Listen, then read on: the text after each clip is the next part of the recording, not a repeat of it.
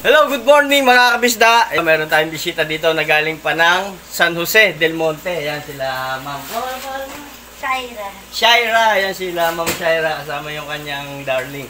So yun, bibili sila ng ganito. Aquarium na 5 gallon. Then ito yung mga beta tank. Dahil meron silang mga beta fish. So yun, hahatian na lang nila para hindi magsama-sama. Bawal kasi paghalu-haluin yung mga beta or fighting fish.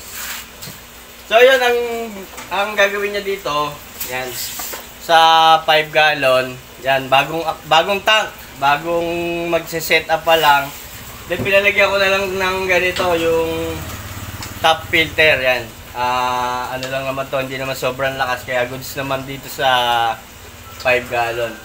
So yan Ma'am Shaira at Sir, ang gagawin natin dito, diba, lilinisin muna natin para mawala yung mga ali-alikabok.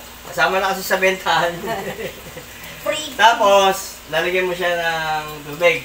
Yung purified. Huwag yung yun, kung yung meron kang tubig sa balon, pwede. Tapos, pag nalagyan mo na siya ng tubig, siguro mga hanggang dito, papaandarin mo na itong pump. Tapos, itong isda, yan, ito yung isda niya, mga feeders. Pag nalagyan mo na siya ng tubig, huwag mo munang ilalagay yung isda. Kumbaga, i-acclimate mo muna siya, ipatong mo muna ng at least kahit mga 20 to 30 minutes. Oo, kasi yung tubig dun sa inyo, tsaka yung tubig dito, kumbaga hindi pa magkamukha yung temperature niya. Para pag binabad mo muna siya ng mga 30 minutes, yung tinatawag na acclimation, bago mo pa siya pakawalan. Tapos huwag mo na isasama yung tubig. Kasi medyo medyo ma-brown na para hindi siya ma-water siya. Okay yan mga kabisda. Yung mga feeders. So goods naman sa kanya yung pinaka-filter na yon. Mapipilter na niya, then makapagbigay ng mga malakas na oxygen. Kaya okay na to.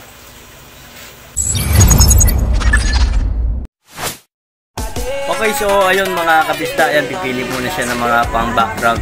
Basta guys, tandaan nyo lang, pag may bagong bili kayo ng isda, ay kailangan i-acclimate nyo muna. Kaya yung nasa malaking lagayan, lumalaki siya.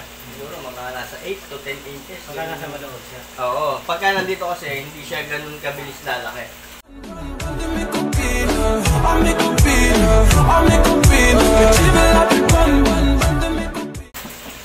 Okay, so yun, alis na muna natin yung mga nakuha niyang gamit. Then, yun, itutusin muna natin. Magkano aabutin. Tank! Okay, at yun mga kabisda, naipak na natin, natuos na natin kung magkano. At yun, inabot lang siya ng more than 1,000 yung isang set na ng aquarium. Okay mga kabisda, at yun, salamat kay Ma'am Shaira at sa kanyang may bahay na si Boss RC. Yun mga kabisda, disclaimer nga lang pala, yung mga sineshare ko yun ay batay lang sa mga napag-aralan at na-experience ko na din. Happy peacekeeping!